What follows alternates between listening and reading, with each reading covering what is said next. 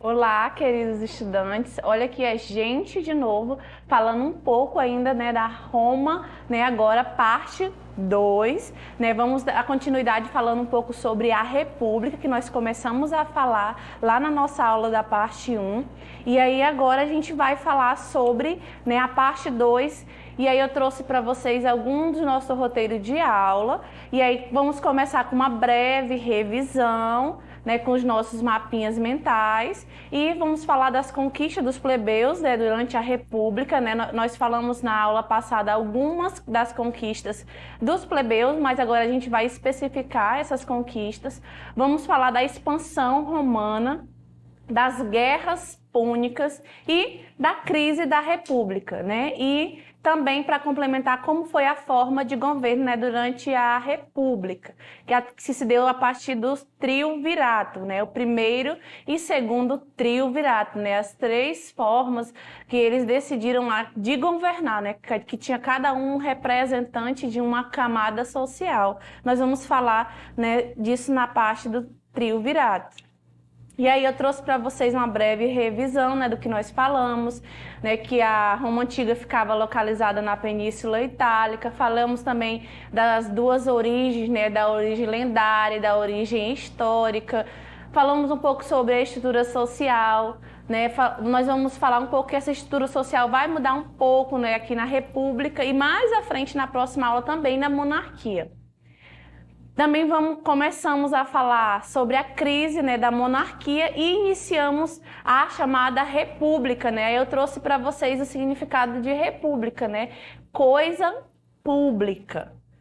Aí na nossa aula de hoje nós vamos começar com as principais conquistas dos plebeus durante a República, Uma das principais conquistas dos plebeus que eu trouxe para vocês foi o tribuno da plebe, que eram os cargos políticos, era uma assembleia específica. Essa foi a primeira grande conquista dos plebeus, ter a sua assembleia específica. Depois nós também vamos ter uma outra grande conquista para a história de Roma, que vai marcar a história romana e também vai estar presente atualmente, que é o direito romano, através das leis das 12 tábuas, A partir dessas leis das 12 tábuas, as leis passaram a ser escritas, Elas começaram a ser organizadas em códigos, O Código Civil, brasileiro, ele é baseado no direito romano. E também a lei de Licínia, que determinava que um dos cônsules fosse plebeu. Olha aí, uma das principais conquistas dos plebeus durante a República, Ter um representante no cônsule, um cônsule ser obrigatoriamente plebeu. E a lei de Canuleia, que é a lei que estabelecia que os plebeus poderiam se casar independente da condição social, Essa lei da Canuleia é muito importante para a história, porque a partir dela nós vamos ver o quê? Uma mobilidade social, Agora os plebeus vão poder casar com os patrícios e vice-versa, E aí, essas são uma das principais conquistas que os plebeus tiveram durante a República.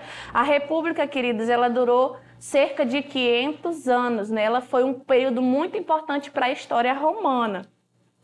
E aí eu trouxe para vocês um mapinha, da expansão, do território romano durante a República, O auge das conquistas de territórios de Roma Antiga, ela iniciou, na República, e mais à frente nós vamos ver o auge dessa expansão territorial, desse grande império, durante outra fase, a fase final da história romana.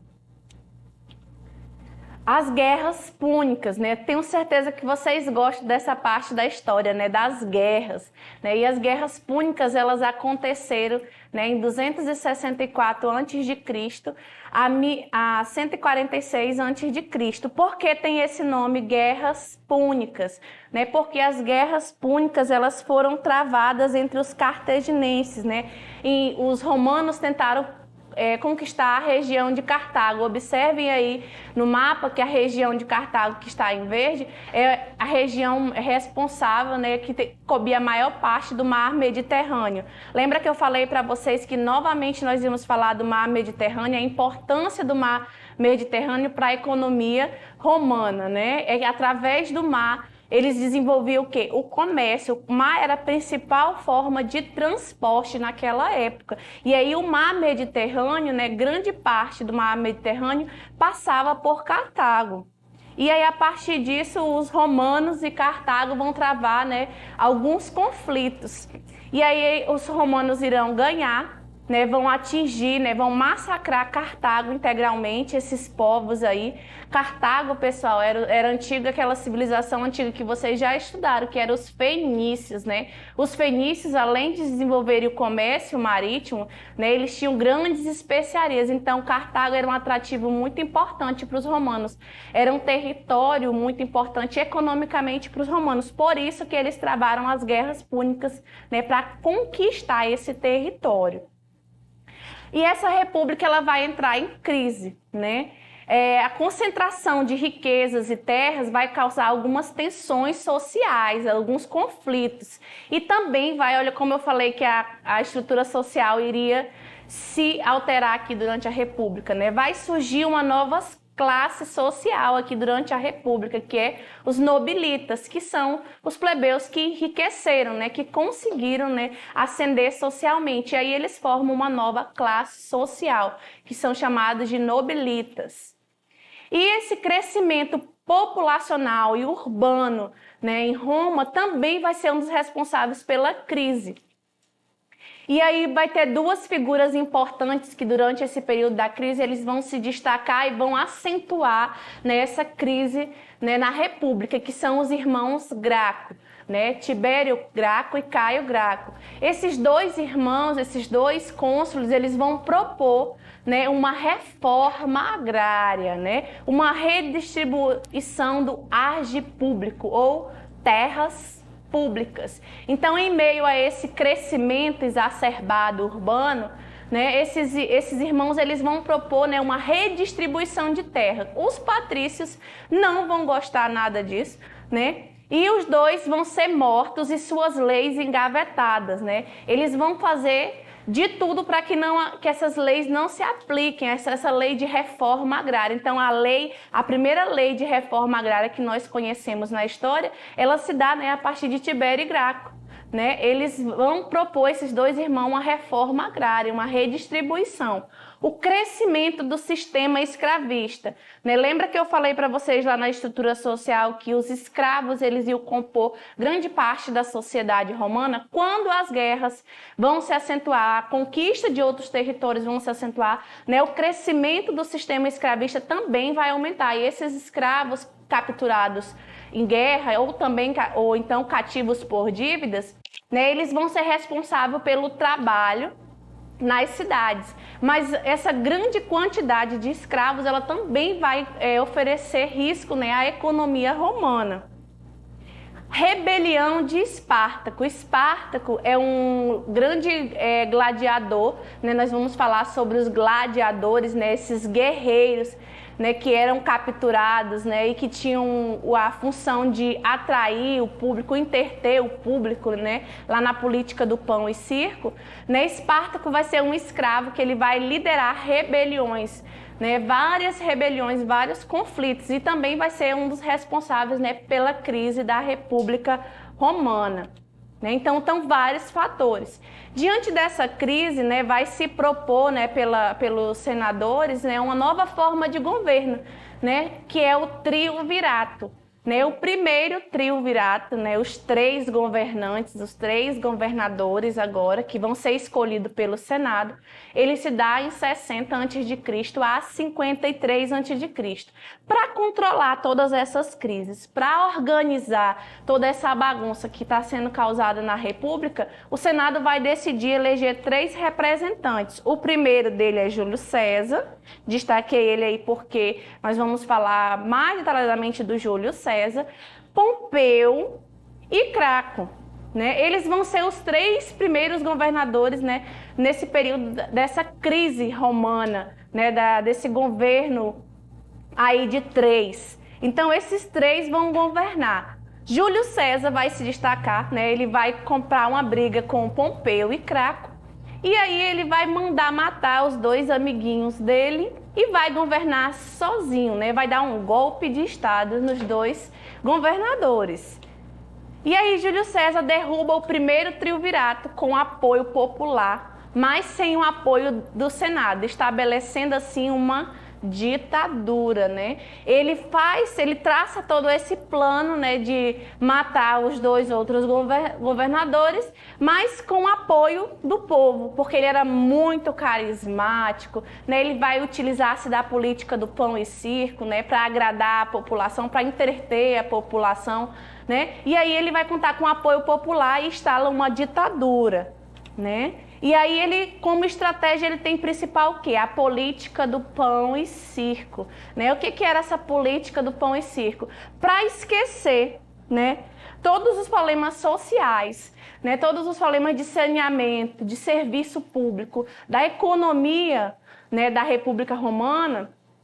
Júlio César vai juntar, né, reunir o povo, né, no Coliseu, né, no arena, e vai promover espetáculos de guerra, né, vai pegar os melhores guerreiros que foram capturados, né, e vai jogar os leões, vão botar eles para se degladiarem entre si e vencer o mais forte, né? E além desse circo todo que ele montava, ele fazia o quê? Uma redistribuição de pães, né? Literalmente era uma política de pão e circo. Ele distribuía pães, né, para a população, para as camadas mais pobres que iam, né, para esses espetáculos. A política do pão e circo é um termo que a gente utiliza até hoje, né, para falar, né, de algum dos nossos políticos quando querem nos ludibriar, quando querem negar os nossos direitos, né? E essa política ela nasce aí, né, na Roma antiga, nesse período da República com Júlio César.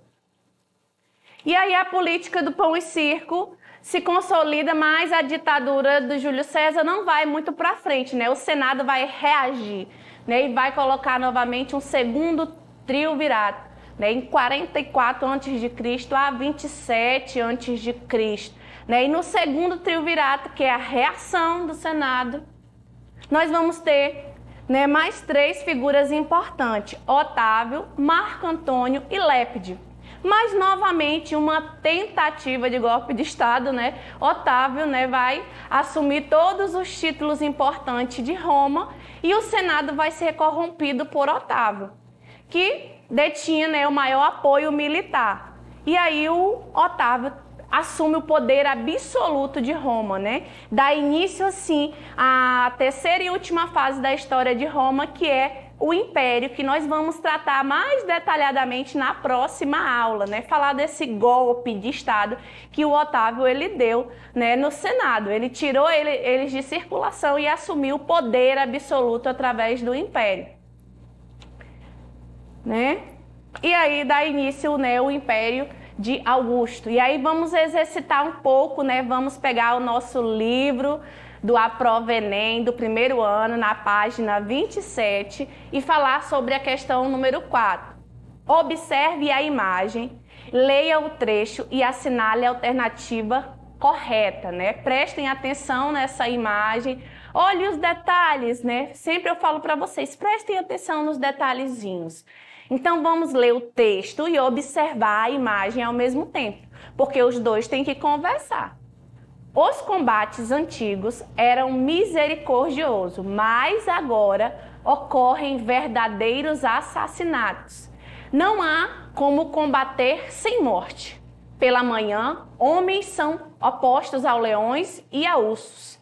Ao meio-dia, os seus espectadores ordenam que os acabem de matar, sejam impostos aos seus matadores, preservando o vencedor para o novo massacre. O único fim do combate é a morte. Agora vamos para as alternativas.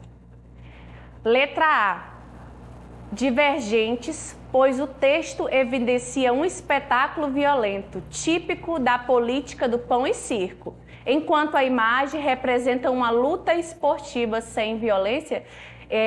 Tá diferente o texto da imagem? Tá algo, né? Tá dizendo aí nessa alternativa que uma coisa está evidenciando uma e outra coisa. Eu acredito que não. Eu acredito que há uma conversa aí entre esse texto motivador e a imagem. Mas vamos seguir. Letra B. Divergentes, visto que na imagem o gladiador vencedor segura o adversário pelos pés, revelando o registro de uma luta respeitosa e não violenta como descrita no texto. Tá divergente o texto novamente, né, da imagem. Nessa imagem o gladiador ele está segurando o adversário pelos pés, né? De forma respeitosa, vocês têm certeza? Mas vamos continuar. Letra C. Complementares, pois ambas revelam o caráter violento dos espetáculos de luta entre gladiadores criminosos, realizado como uma forma de punição à plateia que assistia em choque. A plateia ela assistia esses espetáculos como forma de punição ou como forma, né, de atração, de espectadores para se divertir. Olha o que eu falei da política do pão e circo bem no finalzinho da nossa aula, né? Eu acredito que essa questão aí ela estaria certa se não fosse nessa palavra de punição à plateia. Vamos para a letra D. Divergentes, já que na imagem tanto o gladiador como o vencedor, o derrotado, apresenta um semblante sereno, evidenciando o esforço do artista em tentar atenuar a violência da cena representada, né? O texto não está conversando com a imagem, né? O gladiador está sereno. Quem estaria sereno, né, numa situação dessa, né? Lutando, sendo obrigado a lutar, né? Então eu acredito que há uma divergência nessa letra D. E letra E. Complementares, pois a expressão serena do gladiador vencedor, em contraste com a violência da ação que ele pratica na imagem, pode ser entendida como reflexo da naturalização da violência em Roma. Analisem bem, né, as alternativas, né, prestem bastante atenção e sempre, como eu falo para vocês, quando tiverem dúvida, coloquem um pontinho de interrogação, volte na questão, né, reanalisem a nossa aula e se respondam. Tenho certeza que vocês responderam, né, a letra E. Complementares. Sempre o texto está conversando, né, com a imagem. Nessa situação dessa questão, os dois são complementares, sim, né? E de fato há uma expressão serena do gladiador vencedor, né? Mas era uma forma obrigada que ele estava lá para mostrar, né, a naturalização, como já era natural, né, dos próprios gladiadores terem que interter o público romano com essas lutas. Então, a alternativa certa é a letra E. Vamos para a próxima questão, né? Também de Roma Antiga, a parte, né, da República. Vamos ao texto. Essa questão é do Enem de 2020. Com efeito, até a destruição de Cartago, olha, estou falando das guerras púnicas, o povo e o Senado romano governavam a República em harmonia e sem paixão, e não havia entre os cidadãos lutas por glória ou dominação. O medo do inimigo mantinha a cidade comprometida de dever. Mas assim que o medo desapareceu dos espíritos, introduziram-se os males pelos quais a prosperidade tem predileção, isto é, a libertinagem e o orgulho, né? Olha aí, o texto está falando das guerras púnicas. O acontecimento histórico mencionado no texto de Salúcio, né, datado de 1º a.C., manteve a correspondência com o processo D. Né? Eu quero saber o que foi que procedeu a partir, né, da conquista de Cartago. Letra A, demarcação de terras públicas. Houve uma demarcação com a conquista de Cartago? B, imposição da escravidão por dívidas. Né? O texto não está falando de escravidão, está falando da guerra de Cartago, as guerras púnicas. Né? Houve alguma conquista, é isso que o avaliador quer saber. C, restrição da cidadania por parentesco. D, reestruturação de instituições ancestrais, ou letra E, expansão das fronteiras extrapeninsulares. O que é essas extrapeninsulares, né? É além dos territórios. Houve uma expansão de fronteiras com a conquista de Cartago, né? Com as guerras púnicas. Né? Tenho certeza, né, que vocês estão aí, dê uma paradinha, pensem bem e tenho certeza que vocês responderam, né, a letra E, expansão das fronteiras extrapeninsulares. Lembra que nós falamos, né, que com a conquista de Cartago, Roma conquistou, né, dominou todo o mar Mediterrâneo? Pessoal, é isso. Nessa nossa aula que nós falamos sobre a República, e eu aguardo vocês na próxima aula para nós falarmos um pouco sobre a monarquia romana.